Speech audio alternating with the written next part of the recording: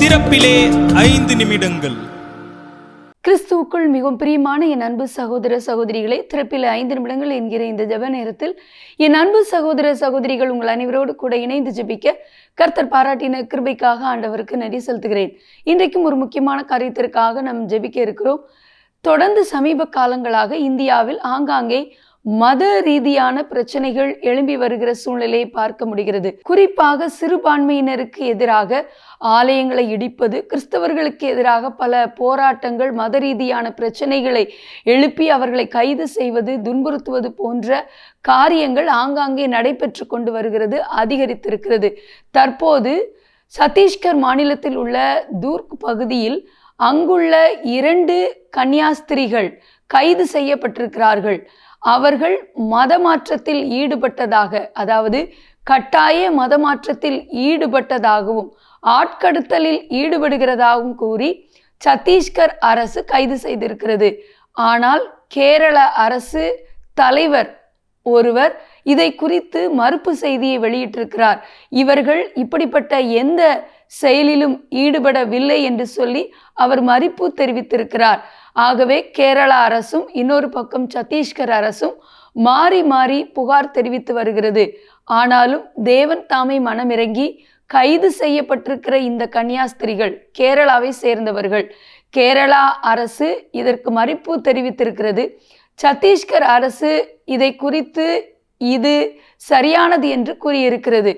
ஆயினும் கர்த்தர் நியாயமான முறையிலே இந்த கன்னியாஸ்திரிகள் விடுவிக்கப்பட, எந்த ஒரு கெடுதலும் ஆபத்தும் அவர்களுக்கு நேரிடாதபடி கர்த்தர் இந்த காரியத்தில் நியாயம் செய்ய, எந்த விதத்திலும் சிறுபான்மையினருக்கு எதிரான திட்டங்கள் நடைபெறாதபடி கர்த்தர் முறியடிக்க, தேசம் முழுவதிலும் சிறுபான்மையினர் எந்தெந்த இடங்களிலே தவறான முறையிலே பயன்படுத்தப்பட்டு, முறைகேடான முறையிலே அவர்கள் துன்புறுத்தப்பட்டு அச்சுறுத்தப்படுகிறார்களோ அவர்களை கர்த்தர் பாதுகாக்க, அவர்களுடைய விசுவாசம் ஒழிந்து போகாதிருக்க, அவர்கள் நிமித்தம் அந்த பகுதியிலே எழுப்புதல் உண்டாக பாரத்தோடு ஜெபிக்க போகிறோம். ஜெபிக்கலாமா? எங்கள் அன்பின் பரலோக பிதாவே, ஆசீர்வதிக்கப்பட்ட நாளின் காலை வேளைக்காக நன்றியோடு துதிக்கிறோம், ஸ்தோத்திரிக்கிறோம். ஆண்டவரே, கேரளாவை சேர்ந்த ஆண்டவரே 2 கன்னியாஸ்திரிகள் கட்டாய மதமாற்றத்தில் ஈடுபட்டதாக கூறி கைது செய்யப்பட்டிருக்கிற செய்தி அறிந்து அதற்காக பாரத்தோடு ஜெபிக்கிறோம்.